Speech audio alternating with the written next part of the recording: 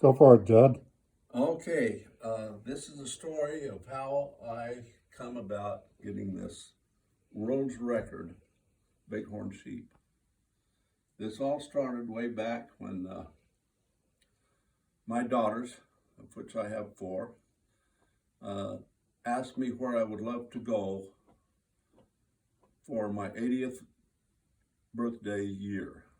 And so we decided to go to northern Montana, northwestern Montana, to the Glacier Park area, knowing that on an island that is on Flathead Lake was Montana State Park, which held the largest bighorns there are.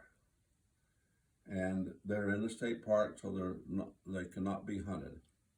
So we went up there and managed to get on that island, Wild Horse Island, and seen some just absolutely fabulous sheep.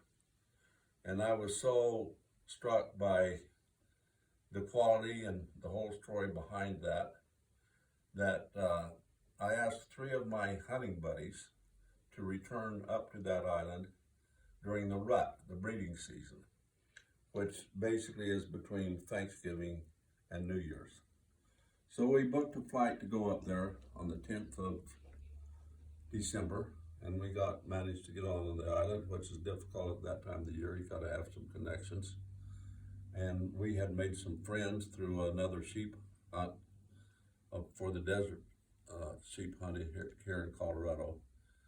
And this young man's father lived up there at Kalispell, so he managed to get us up there on the island. We got there, we spent 2 days on the island just taking pictures of the most magnificent, huge sheep you ever seen in your life.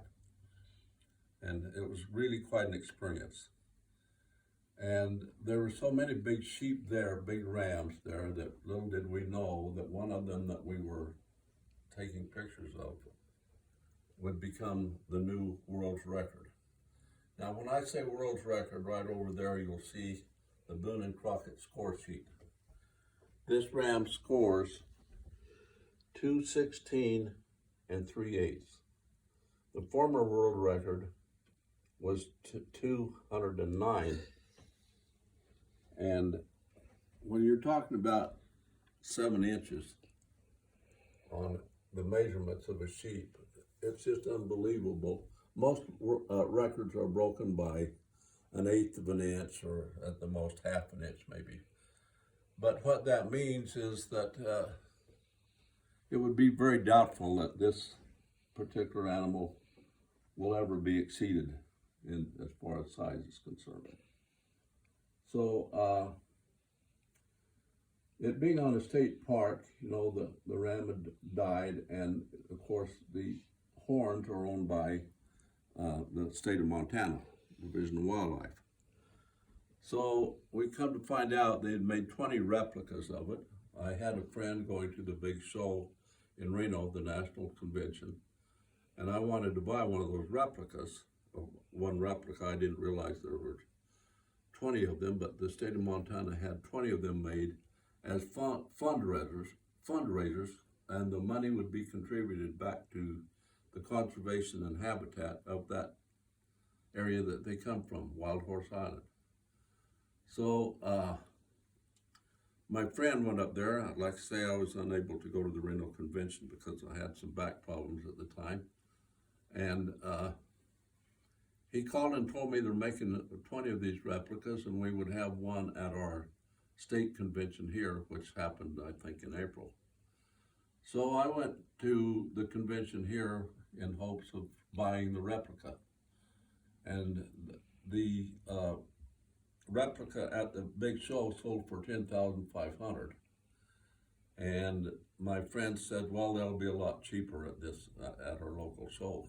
So anyway, I go up there, and in the meantime, this guy that is the big sheep hunter of today, not only sheep hunter, just all-out hunter, he's a builder up in Windsor, Colorado, and he has killed some huge sheep the last several years. And we helped him find a ram or two when he bought the Colorado permit, become somewhat friends with him. And Dave told me you better not have to bid against Jeff Damaski is his name. And so I'm seeing Jeff up there. We visited, and I asked him if he was planning on buying this replica that was to be sold the next evening. And we went through he had invited all life memberships of the Rocky Mountain Bighorn Sheep Society to his 15,000 square foot trophy room, which is absolutely undescribable for the amount of trophies and the quality that he has there. So Jeff looked at me and said, well, do you want that replica tomorrow night? And I said, yeah, but I don't want to bid against your money. And so the following evening, he came over to our table, and we were visiting, and he asked how much I intended to pay if I was interested in this. And I said, I don't know, I just would like to have it. And so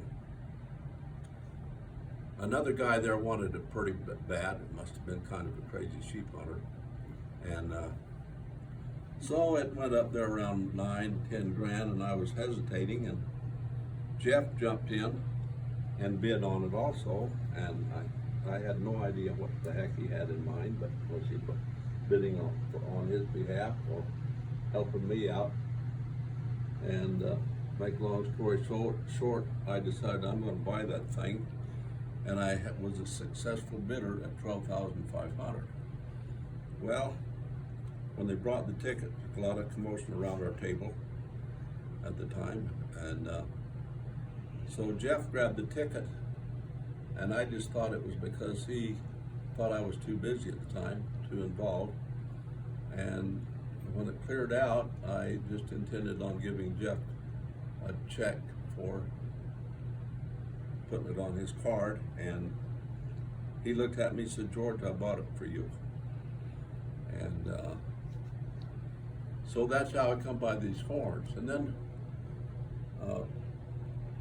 I decided to have it mounted, and Dwayne Dewey Wildlife Studio up in Cody, Wyoming, in my opinion, and in many people's opinion, he's the best there is in taxidermy.